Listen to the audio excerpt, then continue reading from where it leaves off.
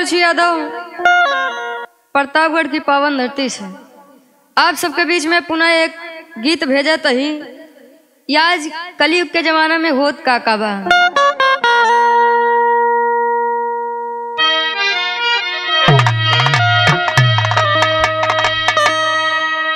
जय जय है कलयुग महाराज,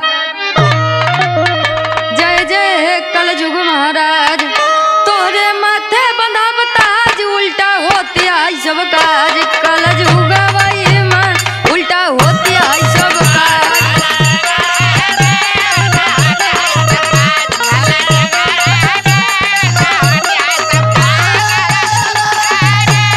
क्या बात है।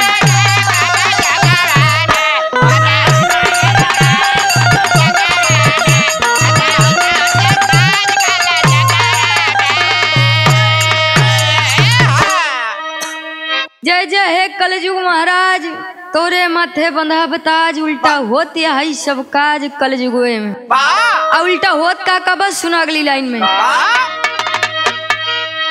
पहले गजब रहा व्यवहार, पहले गजब रहा व्यवहार, तो मानो मानो में था प्यार, अब तो रोज हो टकरार। कलयुग वही मां अब तो रोज हो टकरार।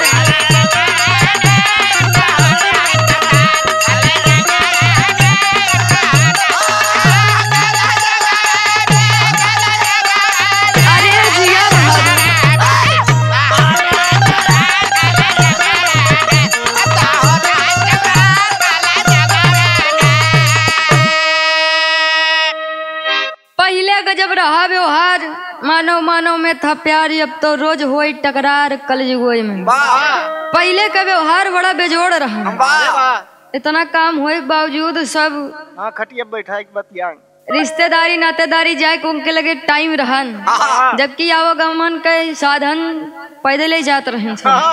केहू ऐसे रहा जिकरे साइकिल रहा है, अब तो जान ले 2 चक्का 4 चक्का एकदम रेल यहाँ तब हो रिश्तेदारी जाए के समझ ना आई।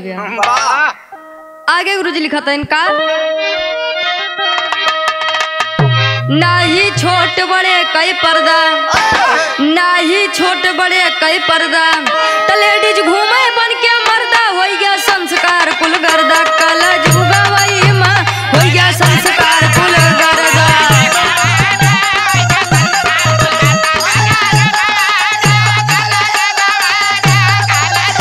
अरे जिया भगवान,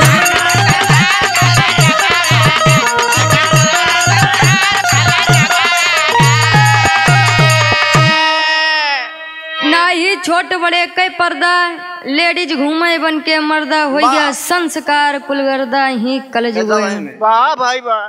पहले बाप के रान बेटवा के रानी चिन्हात रहन, अब तो बेटवा एक दाई बाप के आंख दिखा दे, जान ले बाप का हिम्मत ना बा दोबारा अपने बेटवा से बोल दे। कहीं माँ भैया पढ़ा लिखा है उनका ज्यादा पता बा। बाबू खुद ही बनवावा था इन पैक। आज के जमाना में बाप ही अपने बेटवा से कहे एक आध पैक और बनौते राजू मजा ना आया है। अब बेटवा अपने बाप से कहे बाबू तनी मले रहा, खेते में पानी लगाए हैं। बड़ा बेजोड़ रिश्ता हो गया कलयुग में ये भैया यार। आखिरी बंद में कहना बका,